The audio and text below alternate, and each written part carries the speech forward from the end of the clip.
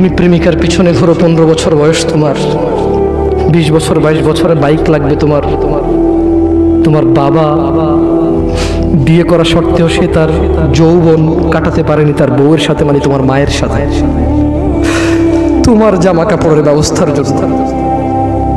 তুমি বুঝো যুবক, তোমার বাবার বয়স এখন 40, সে তোমার মার কাছে আসলে আর অনুভূতি নেই, তার শক্তি কমে গেছে। তুমি বুঝবা না যুবক।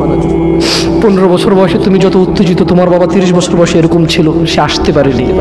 তুমি পড়বা বলে, তোমার স্কুলের ফি লাগবে বলে, that much he loves you. তোমার বাবা তোমাকে এত ভালোবাসে। জি, তোমার এই খারাপ বাবাটা যে তোমাকে বাইক নিয়ে দেয়নি। তুমি নষ্টামি করো, মেয়েদের পিছনে করো, মোবাইল রিচার্জ করে দাও মেয়েদের, তোমাকে যে ডেইলি 500 টাকা করে দিতে পারে না। এই লোকটা যদি 60 বছর বয়স পায়, তার জীবনের 20টা বছর সে এমন 20টা বছর, যে 20টা বছরে সে হাড় ভাঙা পরিশ্রম করতে পারত, করছেও, তোমার মায়ের দেখা সে পায়। এমন মূল্যবান যৌবন 20টা বছর দিয়েছে, 50 বছর বয়সের দেশে আসছে। তুমি বিয়ে করে বউ নিয়ে আলাদা থাকো, তুমি বিয়ে করে শ্বশুর বাড়িতে যাও।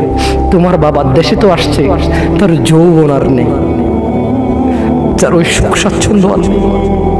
তোমার যৌবন তৈরি করেছে তার যৌবন দিয়ে। এই মুহূর্তে কোটি টাকা দিলে কি সে যৌবন কিনতে পারবে?